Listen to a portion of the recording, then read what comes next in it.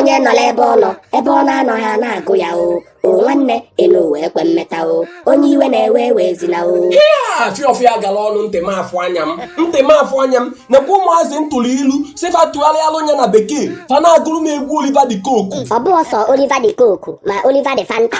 Ntụwa ilu unu akọwa anya na bekee ejebe aka alaeze anaba aka alaeze going inform the king lying inform the king. Akụfegharịsịa ọdala awụ Akụflaịsịa e go fall for a toad. Gbue dike mbọsị ọgụ achọba dike achọba. Kill dike on the battle day a search for dike search. Otu aka lụta mmanụ ozu ọrụ ọnụ. One finger lụta oil e go reach her mouth. Oke soro ngwere maa mmiri ọkọcha ngwere ọ ga-akọcha oke. Onye nọ ebe ọ na-anọghị a na-agụ ya o nwanne enu wee kwe mmeta o onye iwe na-ewe ewezina o Fiofia gala ọnụ ntị m afụ anya m nekwa ụmụazị ntụrụ ilu sifa tụgharịalụ nya na bekee fa na-agụrụ m egwu Oliver de Coque. Ọ bụ ọsọ Oliver de Coque ma Oliver de Fanta.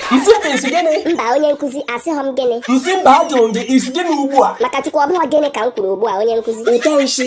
Onye nkụzi. Ọnịcha one ka e nwere n'ala Igbo? Ọnịcha dị ọtụtụ onye nkụzi. Ngwa kpọsịsịa ndị ịma. Ọnịcha Ado na Idu, Ọnịcha Ugbo, Ọnịcha Olona, Ọnịcha Nwankwọ, Ọnịcha Ụkwụanị, Ọnịcha Ọzara, Ọnịcha Enugu Ezike, Ọnịcha Mgbo, Ọnịcha Agụ, Ọnịcha Igbo Eze, Ọnịcha Ngwa, Ọnịcha Ukwu. Ụmụnne m ekenekwa m unu ọ dị ọkwa izi bịa na YouTube na-enene komedi m ana m ekene unu mana ọ nwere ọtụtụ n'ime anyị na-enene komedi m mana fa aka be subscribe to my YouTube channel subscribe ọ ya wụ drop new video ị nweta the notification ejiro na ị ga subscribe ọ just yi tiri subscribe button na ọnọdụ ka follow you just follow imetụla aka na subscribe i follow bego m anytime drop anything ị nweta the notification. Another thing gị nwee on kwa that notification bell ọ ga drop la comedy ọsọgodu gị nọrọ offline ị ga-enweta the notification n'iru screen gị na drop kwa new video biko ndị na-enesa comedy m biko like ya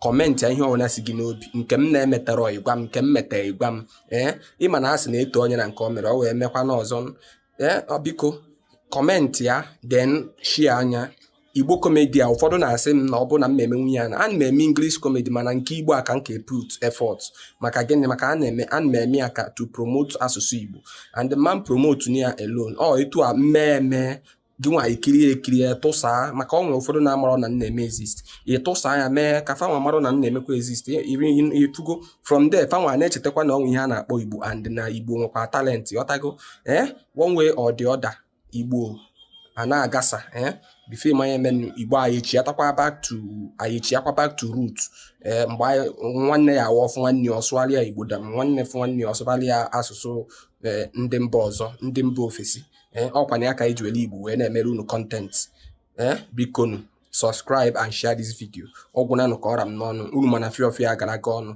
maka ntị gị ịfụ anya gị subscribe to this channel ọ bụrụ na ị subscribe be ime ụma ka m jụọ gị ime ụma